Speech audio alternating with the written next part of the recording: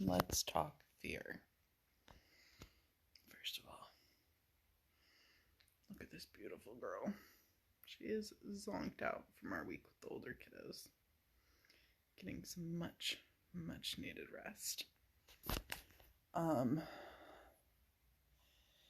So as we all know, I talk a lot about how everything just is.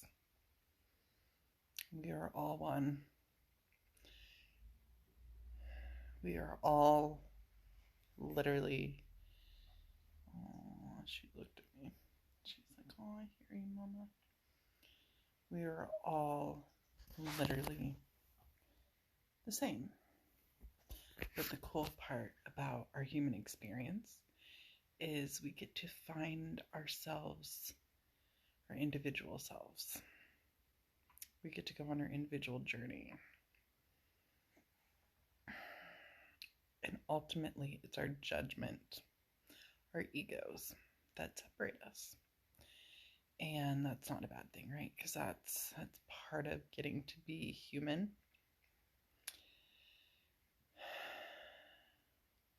But on the other side, as so many of us now know that have experienced NDEs, mystical moments, transcendental experiences, connection with the void, zero, we are all one.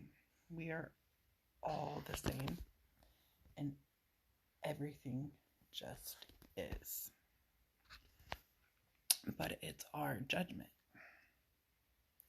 that makes our reality.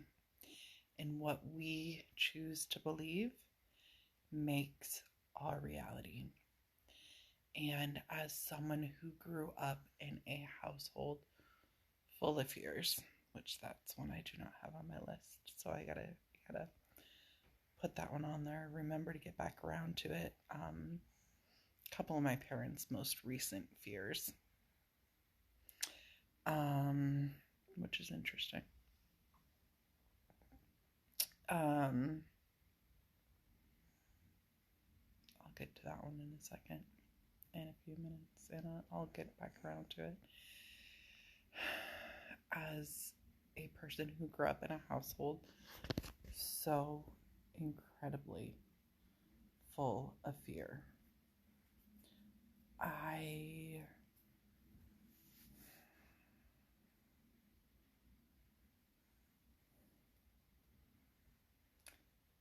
lived in fight or flight and survival, I'm still getting there. But I'm waking up. But I lived in fear for so long, and I feel like the more you live in fear,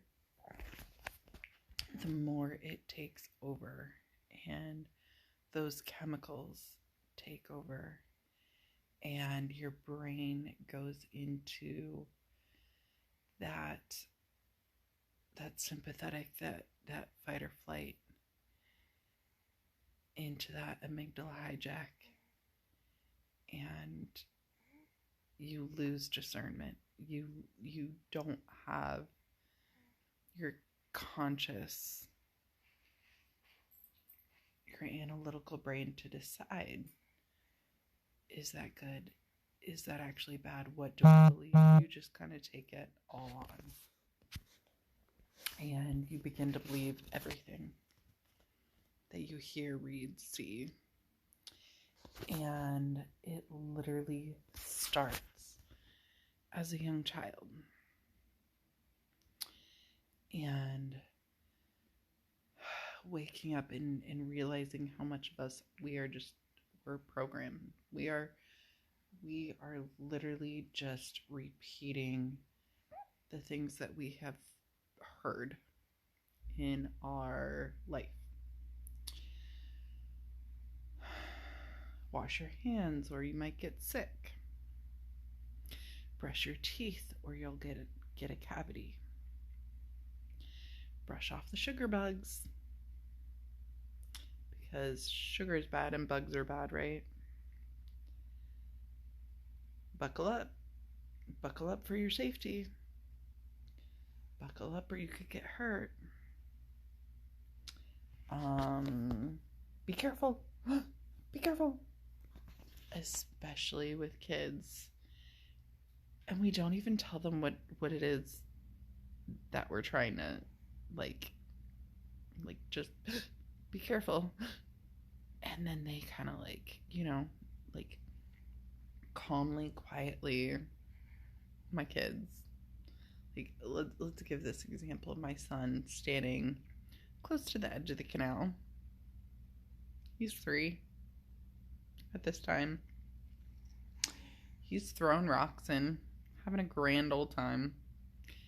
His feet were pretty close to the edge, and I was kind of like, okay, well, I'm gonna just let him. He knows his body. And if he falls in, okay, well, there's the ladder. I also know how to just jump in and swim. He did not know how to swim at the time. I don't know how deep it was, if he could stand up or not. But I'm there. So if he fell in, I could jump in. But I'm just watching him, letting him trust his body. And this lady walks by and goes, be careful. Oh, be careful. Like, to him. He's like, what? Like, what is that even? Careful of what? You know. I knew she meant, like, be careful. Your feet are close to the edge. You could fall in. Like, instead of just letting him trust himself and his abilities. My daughter, who was older, she was 7 at the time. She is still 7. This was a few months ago, up in Sedona with the nanny, who is not our nanny anymore. And my daughter was crossing Oak Creek, and I stayed with my son because he wanted to stay and continue to throw rocks in the water where we were, because it's his thing. And by the way, he was totally safe. He did not fall into the canal. We went back home after. It was a great time. So we're up in Sedona, and same, my son wants to stay and throw rocks in the creek, so my nanny and my daughter wanted to keep going further. We're on West Fork Trail, one of my favorite trails in Sedona. I mean, I love Sedona, but that's one of my favorite trails. And so the nanny goes with her, and they're crossing, and she tells her, be careful, be careful. My daughter took it on a little bit more. She ended up briefly falling into Oak Creek. It was not that deep. The nanny grabbed her and pulled her back up. But I 100% believe that it was because of my nanny and her tensing up and her telling her to be careful that my daughter tensed up and fell in. Versus just let her cross. Just let her trust her body. I remember being a kid, and yes, I get that people fall. I do. But we live in so much fear. And I remember being a kid and the monkey bars, not crossing them with my hands, but being up on top of the monkey bars, which were held together by wood beams, and walking across them like a balance beam. And look at that. I'm just fine. Somehow I still made it to adulthood.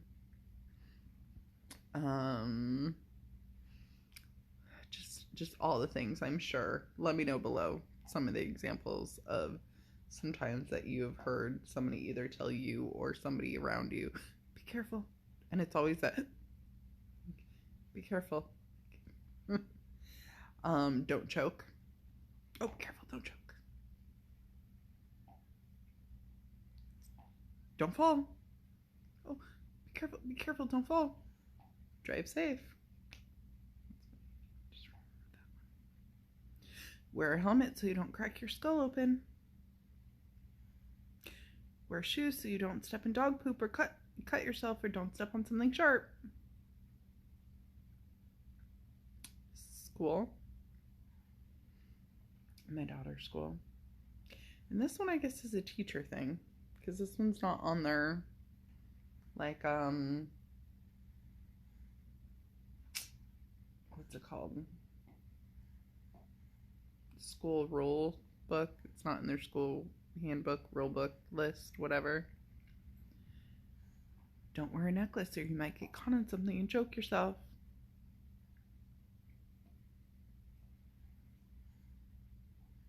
Okay, here's this one for you.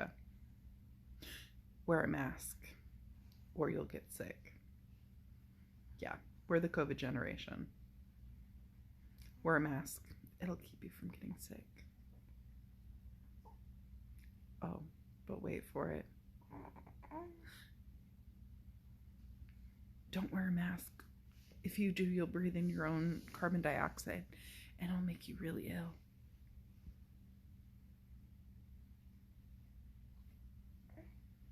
Get vaccinated or you'll get sick. What was the one that used to be on those billboards now that are on the highway? Because for those of us that are conscious and we consciously avoid things like the news, because we're smart enough to know that the news are fear-based tactics, which I really want to get to those. I'll get there. Because my parents watch the news all the time. They have it on all the time. That was one of my rules when my kids would go there, is I don't want the news on when they're there. They would watch it when the kids were asleep. Yeah, I get it. Hopefully it was like far enough away from the room that they couldn't take it in then subconsciously.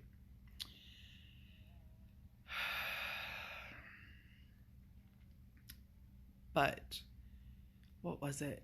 Prevent the spread of COVID, get vaccinated. Something like that on those billboards. And I just remember thinking like, wow, I'm driving and they're pushing their agenda. They literally are. So I've said numerous times on here, driving for me is very meditative. So meaning, for a lot of us, let's put this a little different way. For a lot of us, our drives are on autopilot. For a lot of people, the drives that they do on a daily basis, especially on the highway to and from work, you're on autopilot. You know where you're going, to where you're like, oh, whoa, I'm already here. So reading those billboards is very subliminal messaging, right? Those fear-based tactics.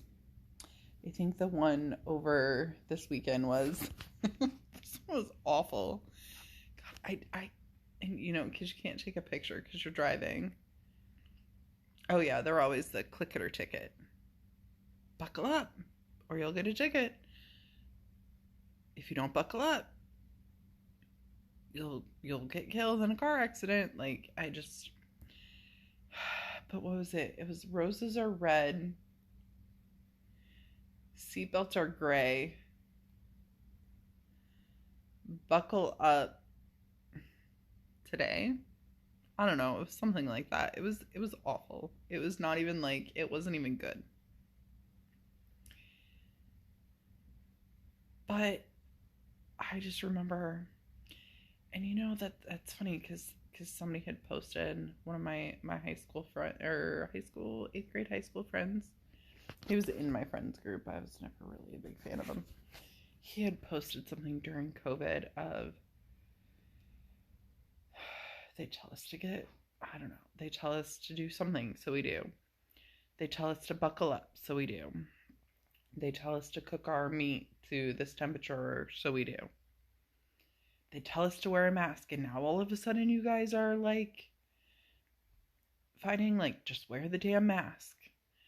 Oh no, I think the mask was like a big breaking point and a big waking up point for people.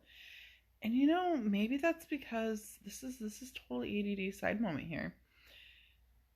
We can't wake up when we are in the same routine doing the same thing every day, all day. When you are a habit, Joe Dispenza talks about this, breaking the habit of being you. Maybe this is why a lot of people started waking up during COVID, because you can't wake up and see things differently when you're just running through the same habit day after day after day after day after day, because you're just doing the same thing on repeat day after day after day. There's no room in there to change, to learn, to grow, to do something differently. And COVID forced a lot of people out of their daily routines. There are a lot of positives about COVID, a lot. And I do think COVID gave the chance for a lot of people to wake up. And I think that might be because it gave us the chance to get out of our daily routine. COVID's a blessing. I mean, it really, really is.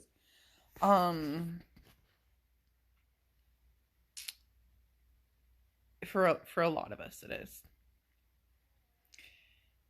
And it got us out of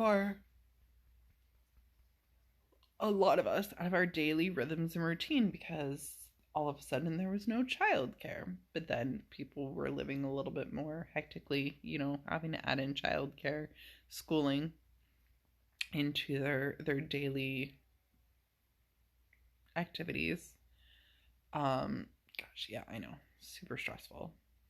So for a lot of people, it made them live in more stress. I was a stay-at-home mom for a couple months during COVID because my son's daycare closed. I got laid off from my job. I did eventually then have the opportunity to go back to work for myself, made the opportunity to go back to work for myself. I did start bringing him with me. I did use my parents briefly for childcare. My daughter's place that she was going to never did anything differently. But a lot of people then didn't drive to work and started staying at home and working. A lot of people did get laid off. It left a lot of people with a lot of free time. It got a lot of people out of the routines, and I do think it helped a lot of people start to wake up. Okay, so as I was saying, the whole vaccination thing. Get vaccinated or you'll get COVID and die. There's so much fear about death. So much. And for those of us that have died and experienced the love, and I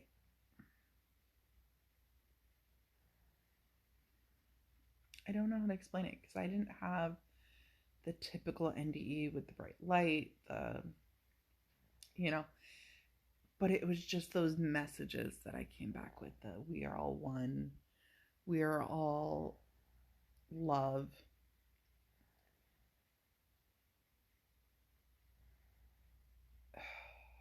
Of course, I'm blanking on the third, which is funny.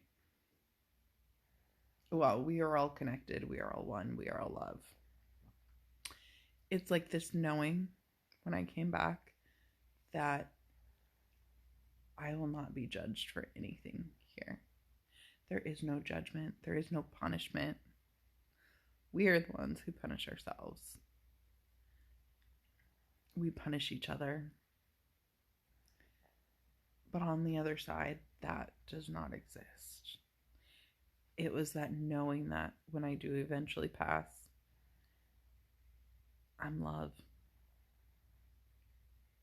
That's what it is.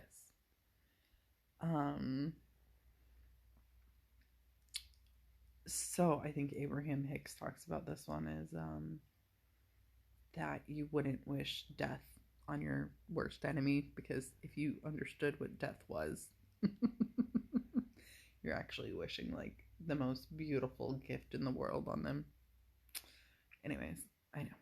ADD, So get vaccinated or you'll get COVID and die.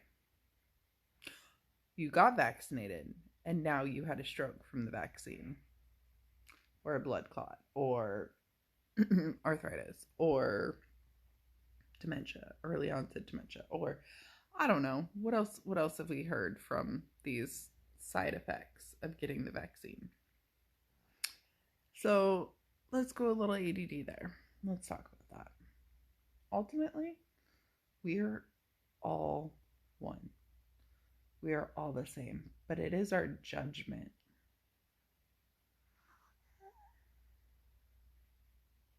that makes that vaccine good or bad. Some people got it because they wanted to, right? Because they believed that it would help. Okay, cool. Then it helped you. Some people got it because they had to for their job, even though they really, really, really did not want to.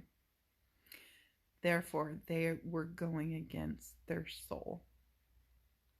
Their deep innate, I don't want to, and you are forcing me to. Going against themselves. I feel like it's the action. Because think of all the stories that we hear of. So this is going back to Wim Hof and his mountain climbing. Kilimanjaro? Is that the right one? No, Mount Everest.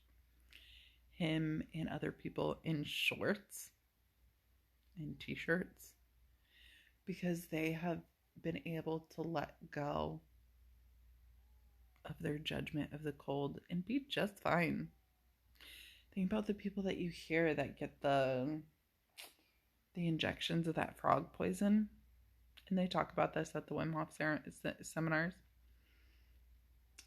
They'll regularly get injected with frog poison and they're fine. I think they do it because it makes them stronger or something like that. Again, because that's what they have chosen to believe, that if they do that, it will actually make them stronger, healthier. And so it is. And so it does.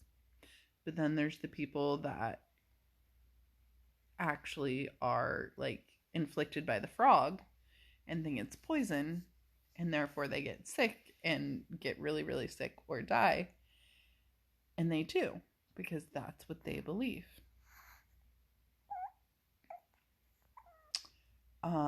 And then I've been thinking about this one for a long time because ultimately, like I talked about, temperature is a judgment.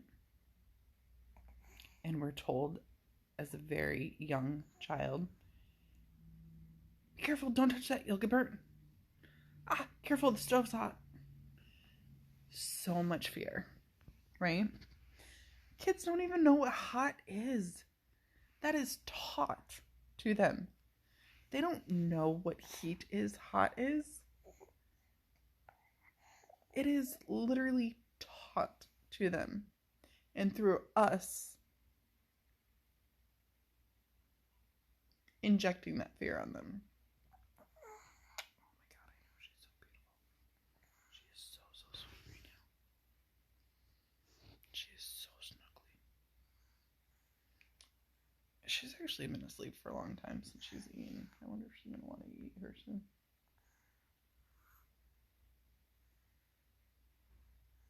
Like 4 hours? Which she'll go that long overnight. Wear a coat or you'll freeze. Wear a coat, it's cold out. And I've totally been guilty of this one, right? Like, yeah, it's kind of chilly out. You should wear a coat. Oh my God, we don't know that. We could just bring the coat and have it. And then if they decide that they are cold and they want it, and part of me, because kids are telepathic, kids are born with empathy, with the telepathic ability, the connection. that if we're cold and we're even thinking of like, oh my God, they're going to be so cold, they're likely then to be cold, right? Okay, so few things of fear of my parents, of just to share some of the silly things of and now is she hungry because I thought she was going to be hungry and I just made her hungry, or because she's actually hungry and Mother Intuition knew she was going to be hungry soon. I don't know. I don't know. That was judgment, right? That she was going to be hungry. No clue. Real life. Because she woke up now and now she's happy that she's home. Yep. So, my parents growing up, before shredders were a thing, they would like black Sharpie their name and address on every mailing, every envelope, every. Hello, I grew up in the world of the white and yellow pages. I grew up in the world of phone books with the white pages, right? The yellow pages were the business ones. The white pages where everybody's name and phone number and address were just listed. Here you go. But yet my parents crossed off their name and address. Because why? I still really don't know the answer to that one. Because somebody might get a hold of. There was something that I threw away and I don't even remember what it was. When my parents were here for Christmas, my mom actually like went through my recycle and took it out of the recycle and ripped it up.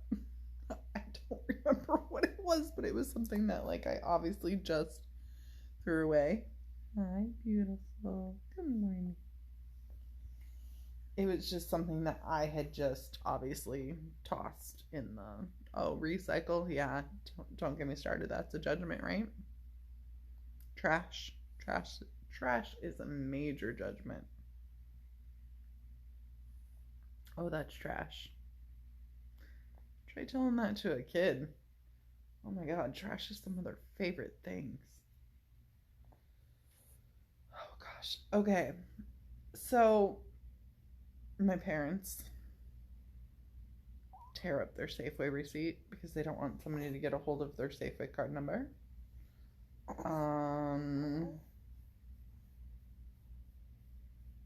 And I said to my dad, why? So are you worried they're gonna rack up points on your Safeway card? Oh, so they manifested it. Somebody then stole their phone number and used their reward points at the gas station. I think it was their fries. When I tried to point out the irony in that and the fact that they manifested that into the reality, they did not understand, because I was like, oh yeah, remember about the Safeway receipt when you were telling me not to throw it away because you needed to cross it off or rip it up or something because you were worried somebody was going to get a hold of your Safeway card. And I joked, what are you worried somebody's going to rack up points on your Safeway card? It was a joke because I knew what they were afraid of. And they manifested somebody, not their Safeway card number, their Fry's phone number, and used their points. They got it back just fine. Everything was fine. Like, Fry's, like, put the points back on there for them. They didn't want to mail the kids Valentine's gift cards because somebody might steal it in the mail.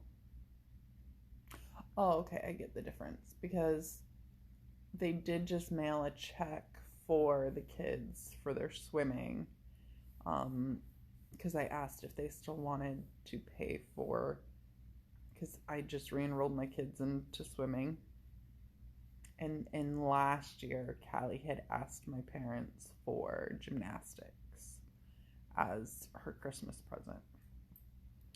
And so, or maybe it was her birthday present. I don't remember. Christmas present. So they paid for that for a while for her for her Christmas gift. I think that's a great gift. The gift that keeps on giving. And then they stopped doing gymnastics for a while. And then they started doing swimming this year. So I asked my parents if they still wanted to give that gift to them as a Christmas gift. And so my mom said yes, and she mailed a check for March and April, to cover their swimming costs. But I get it; it's because it's a check and it's made out to me, so she's not worried that somebody else is going to get it and take it and cash it because it's actually made out to me. But you best believe she'll probably ask me to either hold on to it or until they come and they can take it and shred it, or she'll ask me to shred it, or yeah. So here's my favorite one for how much fear my parents live in. And because this is something that has never, this isn't even a thing in my reality because I don't watch the news. This was at Thanksgiving. My dad and I were sitting in the living room, and he tells me this story, and I just remembered looking at him and being like, wow, you live in so much fear. And just kind of having compassion for him at that time. Because, so anyways, he tells me that him and my mom, so they're Marriott Rewards members, and they had earned enough points for a free night. And so my dad's telling me how they earned enough points for a free night. And I'm like, oh, wow, that's cool. Cool. And my dad goes, oh, but we're not going to use it. Because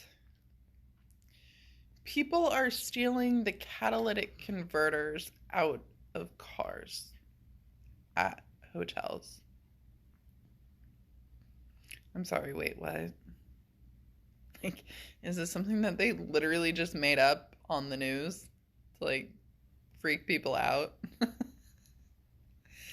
and because, right, this would never have happened to me, and it won't. And if it does, I don't know, then I'll laugh and figure it out. I'll call AAA. I don't know. So,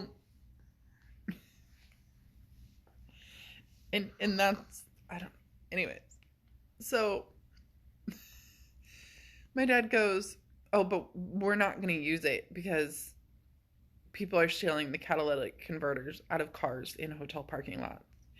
And if you steal the catalytic converter out of your car, then it becomes undrivable. I'm like, okay, so then why, where is he going with this? And he goes, so here's what we're going to do. So we booked, and what did I say? I think I might have said this after. Okay, so he goes, oh, so no, so here's what we're going to do.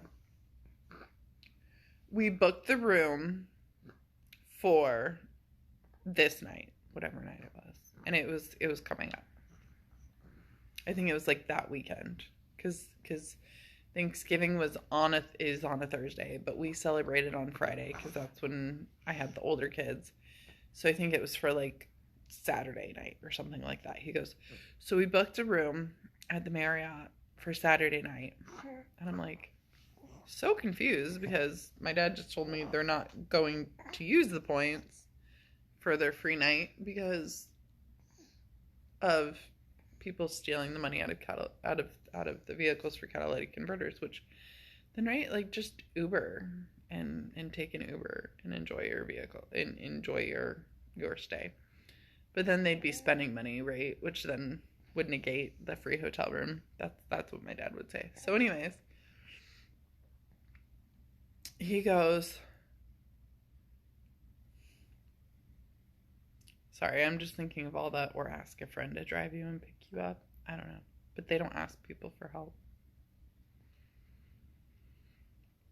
Which is the lesson I'm currently learning, which is very, very humbling indeed. So he goes, so we booked a night this Saturday. I'm like, okay, where's he going with this? He goes, so we're not gonna actually like spend the night there though, but then we're gonna go in the morning and we're gonna have the continental or hot breakfast. Oh, okay. So you're using the points for the hey sweet. Good morning. Did I wake you up talking? Or wake you up manifesting that you're gonna be hungry? She's so cute. So cute. Come on. You want it, the phone, huh? Yeah. You want to say hi to everybody? Say hi.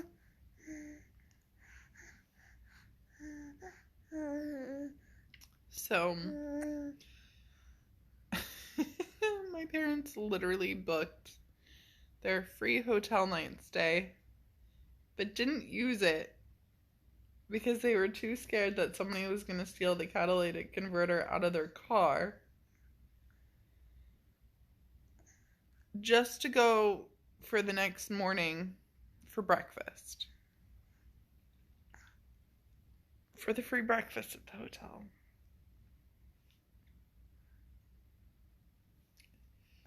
And I looked at my dad and I was like, oh, okay. And I was like, well, if you get any more free nights and you need you don't want to use them, just pass them on to me. I'm happy to use it for you.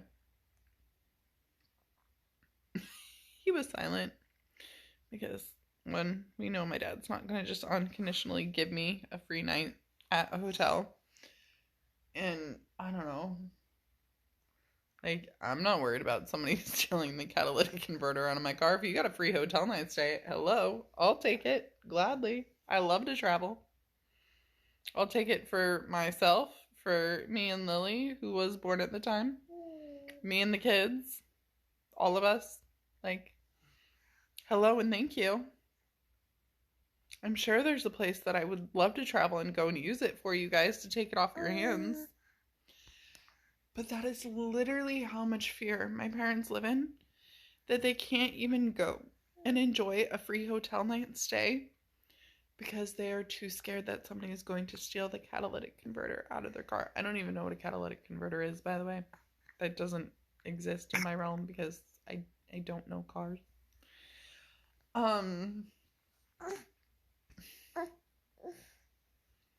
It's just amazing to me how much fear we live in and the things that we choose to believe. And ultimately, it is a choice.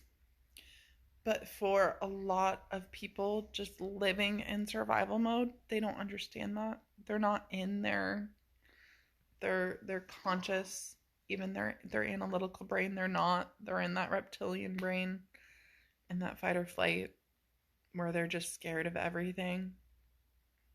And so they're literally just living in fight or flight, right? They're just literally living scared of everything.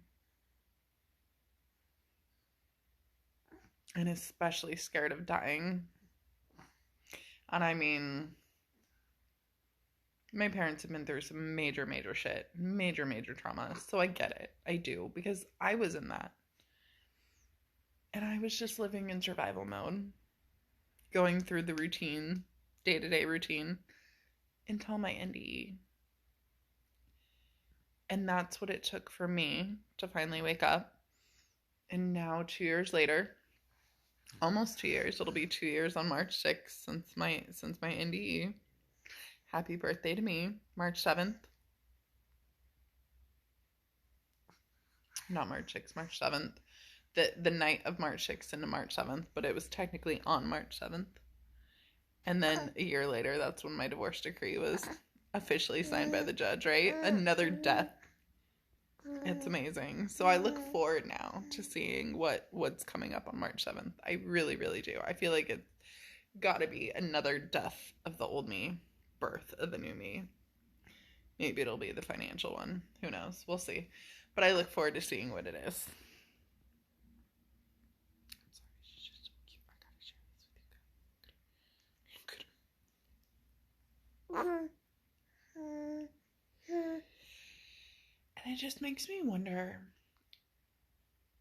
what if we could wake up enough to just shh and just watch and learn from them? Kids aren't scared about germs. There's no such thing as germs to kids. They go and they play in the dirt, and they dig in the dirt, and they play with mud and worms and all the things, and then they come in and they grab handfuls of food and just shove it in their mouth. There's no such thing as germs. They're not worried about getting sick. They're not afraid of sitting in a car just chilling without being retained. Buckled. But you know, what's the restrained. There we go. Thank you. Worried about not being restrained. If you never introduced a helmet to a child and said, here, wear this, or you'll crack your skull open, they would have no clue what you're talking about. No clue what a helmet is. No clue. It wouldn't even be in their reality. Hi. She is so cute. Hi. Oh, wait, let's see if she'll do it.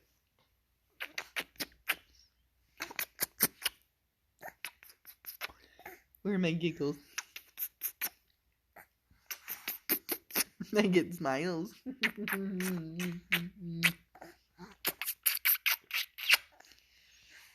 Maybe just because she's just waking up. Usually I get really loud giggles for that. And there's my kitty parkour in the background on the kitty tree. Yeah, I know. Tell them.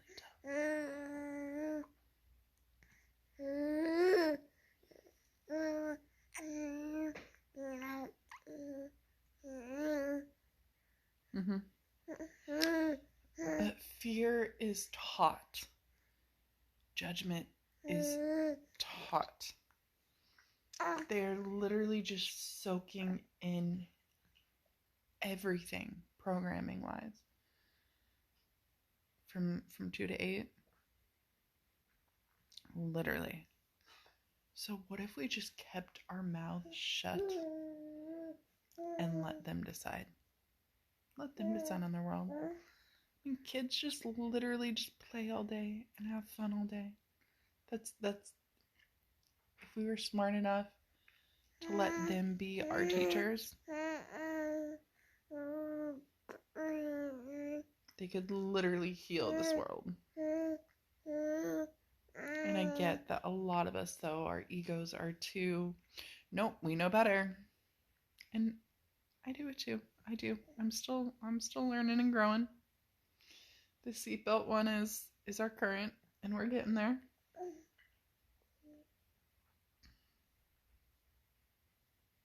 Seatbelts, car seats, all the things that we have grown to need to keep us safe, instead of, and I'll do another video on this one, instead of just realizing and just trusting that we're here for an experience, and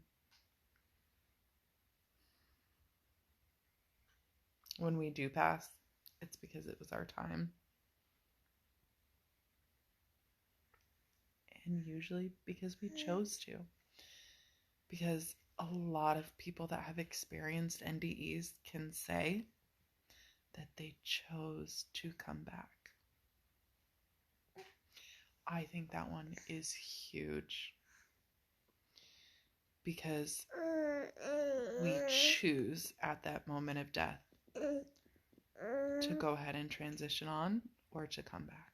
We have the choice, and it's beautiful. And there's a lot of times, like with Anita Morjani, who talks about her dad, and she wanted to because it feels so, so good on the other side. And her dad said, and her best friend said, it's not your time. And she knew that if she did, it would break that contract with her husband. And she chose to come back for him, for them, and with the knowing that she was going to be free of the cancer and the pain. And it's pretty cool. We get that choice. We do. We just don't know it. Unless you've experienced the NDE, and then you know you have the choice. And I will say that standing on the side of the Grand Canyon, and y'all, my video's up. It's up. The moment that I was told, it's okay, jump, you'll be fine, just jump. Well, on the side of the Grand Canyon, and the side of the Walter Payton Memorial Bridge in Hoover Dam, I knew. I was told it's okay if I wanted to jump. It's okay if I wanted to check out of this life. It's okay. And I chose. Everything in me chose. I freaked out, yeah, because I was hearing voices that told me it was okay to jump. I get it now. They were letting me know it's okay if I do want to. But I chose. Everything in me fought that and chose to stay here.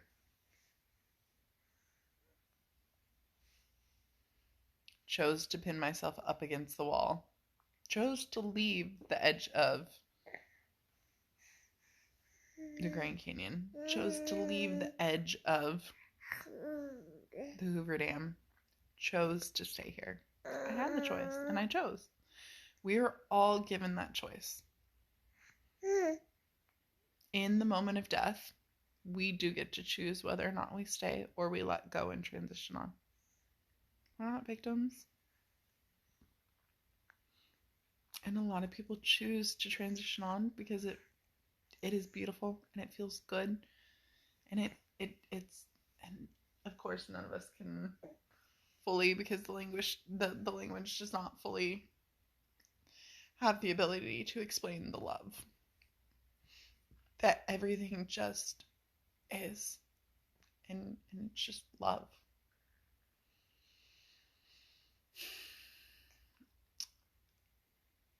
But yet so many people, because of brainwashing, live in fear. And I guess I just hope that this video helps to maybe wake up some of, if you're in your healing and you're like, oh my gosh, yes, and I was told this, and I was told this, and I've heard this.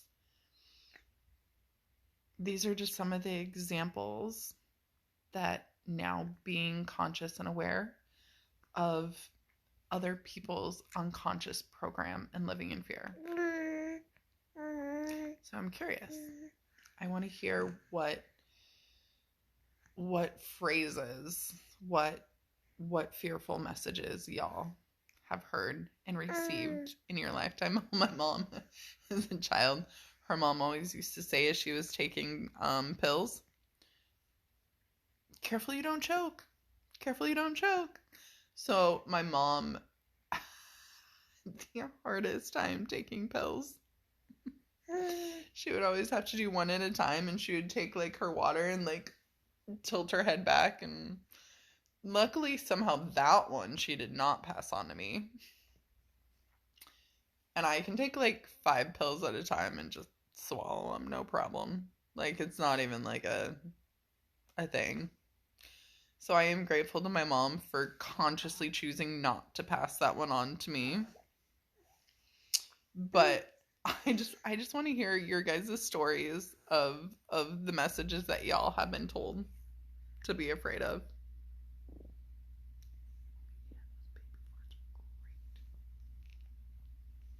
Um, yeah, so share those with me below. And then some of y'all have been asking because I'm always talking about these signs that I get from the universe about certain things, and y'all want to know what exactly am I talking about.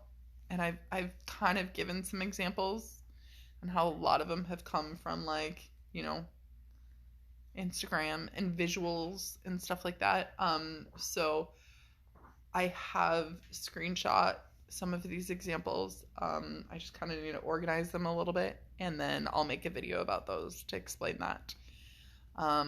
Because, like I said, we all receive messages from the other side, from the universe, from God, from our guides, from angels, from whoever is guiding you.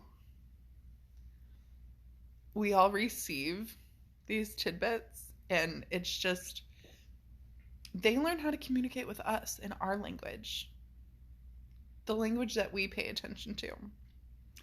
And for me, like I said, I am still a very physical person, and I guess a very visual person, versus like some people hear it. And I, oh gosh, I did hear a lot during my NDE. And that was amazing. Gosh, I would love to get back to that. Just not with dying, and it's okay. We'll get there. Well, anyways, another video. I want to share how the universe and I are learning to communicate, and they're learning how to get me messages once so that I can pay attention.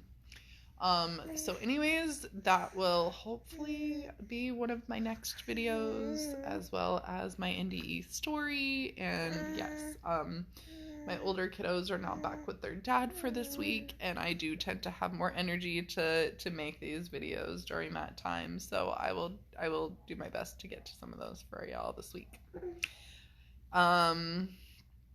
Okay, I love you, and I can't wait to hear these stories that y'all share below and with each other of the messages of fear that you have heard or been told during your lifetime. So share below.